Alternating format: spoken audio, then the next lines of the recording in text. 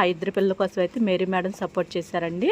అక్కడైతే మొత్తిచ్చేసి ఇంకా లోపలికి తీసుకుని వెళ్ళారండి. మనమైతే లోపలికి వెళ్ళడానికి అవకాశం లేదు కదా, అందుకని మొత్తం నేను నైటీలు కానీ పాతి చాలా బట్టలు ఉన్నాయి అనుకున్నాయి, పాతి అన్నీ పాతయే కదా, వాటిలోని ఒకటి అని చెప్పేసి నేను తీసుకొని వెళ్ళిపోతా. క్లాత్లు అయితే మెత్తగా ఉంటుంది కదా, అందుకని వాళ్ళని పడుకోబెట్టుకోవటానికైనా నీట్గా ఉంటుందో వచ్చేసి ఆ బాధ నేను ఎవరికి ఏం చెప్పుకోలేని బాధ.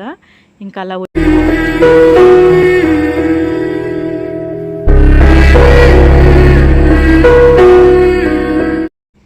అండి ఇక్కడ బుట్టిపిల్లలు కనిపిస్తున్నారు కదండి, ఇదైతే పంచాయత్ దగ్గర బుట్టిపిల్లలు ఇద్దరండి, తల్లి కూతురికి ఇద్దరికి నేను చేపిస్తున్నానండి. ఆపరేషన్ వచ్చేసి ఆ కూతురికి కూడా మీకు ఫస్ట్లో మీకు చూసే ఉంటారు కదా, ఆ పిల్లకి యాక్సిడెంట్ అయింది, ఆ తల్లికి కూడా చేపిస్తానండి.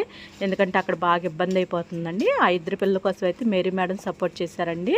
అందుకని ఇక ఇద్దరు పిల్లల హాస్పిటల్కి ఆసుపత్రి ఆపరేషన్ తీసుకొని వెళ్ళానండి. మేడం మీకు చాలా చాలా ధన్యవాదాలు మేడం, మన బుట్టిపిల్ల కోసం కూడా సపోర్ట్ చేసినందుకు. ఇద్దరు పిల్లలకైతే ఆపరేషన్ చేపిద్దామని నేను వెళ్ళానండి. ఆ ఊరైతే నాకు ఐడియా లేదు, రవికీర్తి గారి దగ్గరికి. ఆ షట్టర్ కొంతమందికి అయితే అర్థమయ్యే ఉంటుంది కదా, అందుకని నాకు అటు సైడ్ ఊర్లో అయితే అంతగా నాకు తెలియదండి.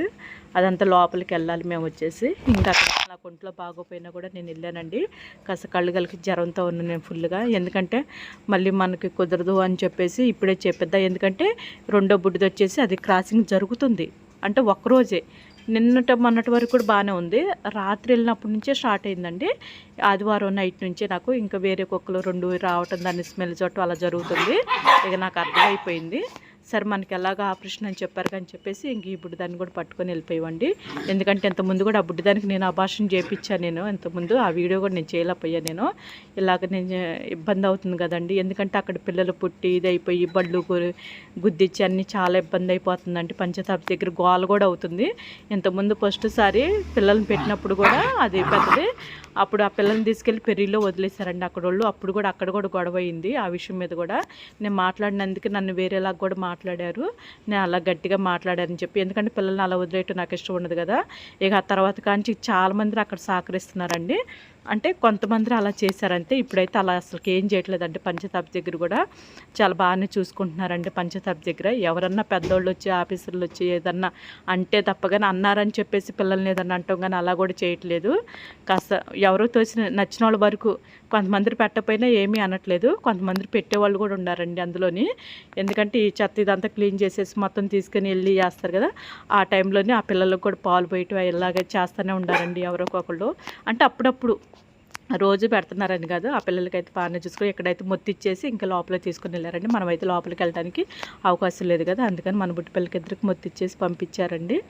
ఇంకా ఈ బుడ్డి దానికి మళ్ళీ ఆపరేషన్ చేసి తీసుకొచ్చారు. చిన్నకే ముందు చేశారు పొట్టి పిల్లకి, తల్లికి అయితే ఇంకా తర్వాత వచ్చింది. తల్లి లాస్ట్లోని కొంచెం అనిపిస్తుంది కదా, టెన్షన్గా అనిపిస్తుంది కదా. లోపల పంపించిన కాంచి నేను ముందు బుడ్డిదే వచ్చింది కదా, తల్లి రాలేదని చెప్పేసి ఆ తల్లి గురించి ఆలోచించడం టెన్షన్ బాగా ఎక్కువైపోద్దండి నాకు. ఆ టైంలో వచ్చేసి ఆ బాధ నేను ఎవరికి ఏం చెప్పుకోలేని బాధ. ఇంకా అలా వచ్చిన తర్వాత కొద్దిగా సంతోషపడ్డా నేను, వచ్చారు కదా అని చెప్పేసి, ఇద్దరు వచ్చారు కదా అని చెప్పేసి. ఇంకా అప్పుడు ప్రశాంతంగా అనిపించింది, ఊపిరి పీల్చుకున్నట్టు. ఆ ఆపరేషన్ జరిగాని చెప్పి ఆ టెన్షన్ ఎలా ఉంటుందో నాకు తెలుసండి. ఎందుకంటే నాకు నయనతార దగ్గర నుంచి ఇలా మొదలైపోయింది. ఇలా టెన్షన్ కాస్త ఏదో అంటే నమ్మకం ఉంటుంది చేసేవాళ్ళ మీద, వాళ్ళు మంచివాళ్ళు బాగానే, కానీ ఉంటుంది కదా ఒక చిన్న భయం అనేది. ఆ భయంతో కొంచెం బయటకు వచ్చిన తర్వాత కాస్త ఊపిరి పీల్చుకున్నాను నేను. ఇంకా బొడ్డమ్మ అయితే మొత్తులోనే ఉందండి. ఇంకా ఆవును కూడా నేను సీట్ మీద పడుకోబెట్టేసి, నేను ప్రతిసారి నేను పిల్లల్ని ఆపరేషన్ చేయించడానికి నేను తీసుకెళ్ళేటప్పుడు కంపల్సరీగా నేను క్లాత్లు అవన్నీ సంచిలో పెట్టుకొని వెళ్తారండి. ఒక మనుషులకి బట్టలు ఎలా చదువుకొని వెళ్తారు, నేను కూడా అంతే పట్టాలు అవి పెట్టను. నేను ఎక్కువ శాతం నేను నైటీలు కానీ పాతి చాలా బట్టలు ఉన్నాయి అనుకున్నాయి, పాతి అన్నీ పాతయే కదా, వాటిలో ఒకటి అని చెప్పేసి నేను తీసుకొని వెళ్ళిపోతా. క్లాత్లు అయితే మెత్తగా ఉంటుంది కదా, అందుకని వాళ్ళని పడుకోబెట్టుకోవటానికైనా నీట్గా ఉంటుంది అని చెప్పేసి నేను ఇంకా క్లాత్లు అవన్నీ తీసుకొని వెళ్ళానండి. నేను ఎండ కూడా వచ్చేస్తుంది, బాగా విపరీతంగా ఉంది వాళ్ళు వచ్చేసి ఎండ. అందులోనే నాకు ఒంట్లో బాగాలేదు పాపం.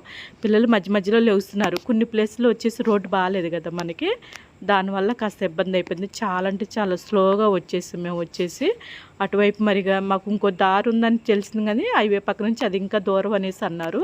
ఇంకా దూరం అంటే కష్టం కదండి. అప్పటికే నేను ఆటో మాట్లాడుకొని వెళ్ళానండి. అటువైపు మనకి ఓలా కానీ అవన్నీ ఏమీ ఉండదు మనకు వచ్చేసి. అందుకనే నేను డైరెక్ట్గా వెళ్ళటానికి రావటానికి ఆటో మాట్లాడుకొని వెళ్ళానండి.